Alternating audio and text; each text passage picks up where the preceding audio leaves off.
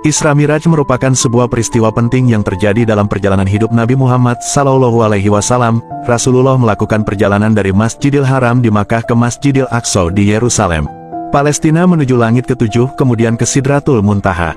Perjalanan yang menembus langit ketujuh itu hanya ditempuh 1 malam atas perintah Allah Subhanahu wa Ta'ala. Di sanalah Rasulullah menerima perintah dari Allah berupa salat 5 waktu. Mengapa dikatakan Isra Miraj? Isra adalah perjalanan baginda Rasulullah dari Masjidil Haram ke Masjidil Al-Aqsa, dengan jarak antara kedua masjid itu adalah 1239 km. Waktu itu Rasulullah menaiki burak ditemani malaikat Jibril alaihi salam dan malaikat Israfil alaihi salam. Miraj adalah perjalanan baginda Rasulullah SAW dari Masjidil Al-Aqsa ke Sidratul Muntaha. Kemudian di perjalanan baginda bertemu nabi-nabi pada setiap langit sampai langit ketujuh. Sebenarnya Isra dan Miraj merupakan dua peristiwa berbeda. Namun karena dua peristiwa ini terjadi pada waktu yang bersamaan, maka disebutlah Isra Miraj. Dalam perjalanan bertemu Sang Pencipta, selain ditemani malaikat Jibril, Rasulullah mengendarai burak, yakni hewan putih panjang, berbadan besar melebihi keledai dan bersayap. Dikisahkan burak, sekali melangkah bisa menempuh perjalanan sejauh mata memandang dalam sekejap untuk melewati 7 langit dan bertemu dengan para penghuni di setiap tingkatan. Dalam hadis tersebut dikisahkan, di langit tingkat pertama, Rasulullah bertemu dengan manusia sekaligus wali Allah Subhanahu wa Ta'ala pertama di muka bumi, yakni Nabi Adam alaihi salam. Saat bertemu Nabi Adam, Rasulullah sempat bertegur sapa sebelum akhirnya meninggalkan dan melanjutkan perjalanannya. Kemudian di langit kedua, Rasulullah bertemu dengan Nabi Isa alaihi salam dan Nabi Yahya alaihi salam seperti halnya di langit pertama. Rasulullah disapa dengan ramah oleh kedua nabi pendahulunya. Sewaktu akan meninggalkan langit kedua, Nabi Isa dan Yahya alaihi salam juga mendoakan kebaikan kepada Rasulullah. Kemudian Rasulullah bersama malaikat Jibril terbang lagi menuju langit ketiga. Lalu di langit ketiga, Rasulullah bertemu dengan Nabi Yusuf alaihi salam. Di langit ketiga, Nabi Muhammad SAW melanjutkan perjalanan dan sampailah dia ke langit keempat. Pada tingkatan ini, Rasulullah bertemu Nabi Idris alaihi salam, yaitu manusia pertama yang mengenal tulisan, dan Nabi yang berdakwah kepada Bani Kabil dan Memphis di Mesir untuk beriman kepada Allah Subhanahu wa Ta'ala. Seperti pertemuan dengan nabi-nabi sebelumnya, Idris alaihi salam memberikan doa kepada Nabi Muhammad SAW supaya diberi kebaikan pada setiap urusan yang dilakukannya. Selanjutnya di langit kelima, Nabi Muhammad SAW bertemu dengan Nabi Harun, yaitu nabi yang mendampingi saudaranya, Nabi Musa alaihi salam, berdakwah mengajak Raja Fir'aun yang menyebut dirinya Tuhan dan kaum Bani Israel untuk beriman kepada Allah Subhanahu wa Ta'ala. Harun terkenal sebagai nabi yang memiliki kepandaian berbicara dan meyakinkan orang. Di langit kelima, Nabi Harun mendoakan Nabi Muhammad SAW senantiasa selalu mendapat kebaikan pada setiap perbuatannya.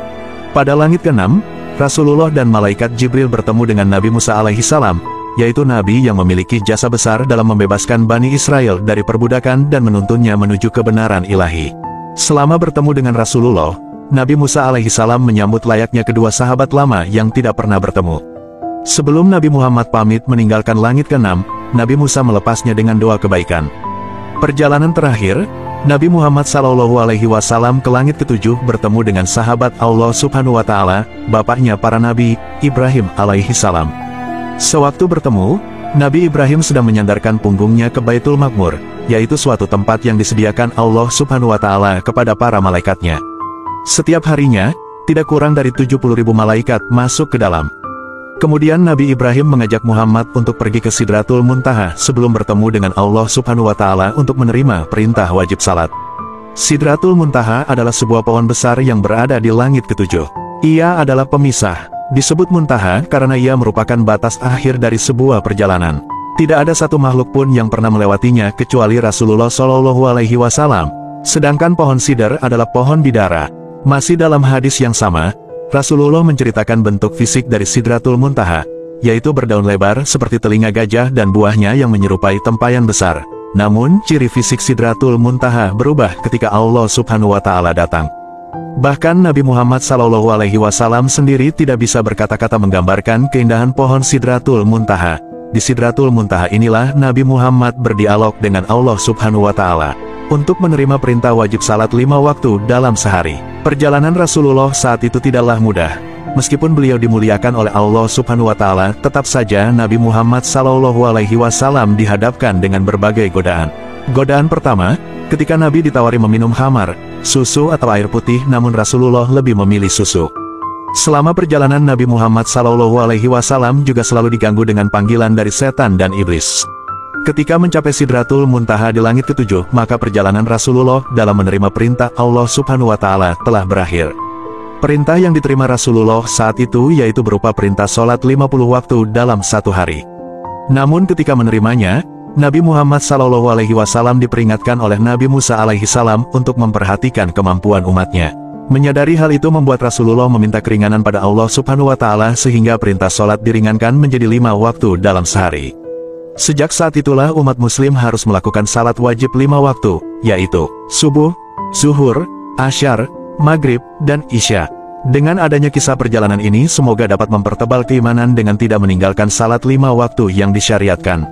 Peristiwa Isra Miraj juga telah tertuang dalam Al-Quran Surat Al-Isra. Maha suci Allah, yang telah memperjalankan hambanya pada suatu malam dari Al-Masjidil Haram ke Al-Masjidil Aqsa yang telah kami berkahi sekelilingnya, agar kami perlihatkan kepadanya sebagian tanda-tanda kebesaran kami. Sesungguhnya Dia adalah Maha mendengar lagi Maha melihat. Demikian kisah tentang bagaimana peristiwa Isra Miraj terjadi. Semoga selalu jadi pengingat kita untuk tetap menjalankan perintah Allah Subhanahu wa Ta'ala. Jangan lupa, dukung channel ini agar kami bisa memberikan Anda informasi menarik lainnya.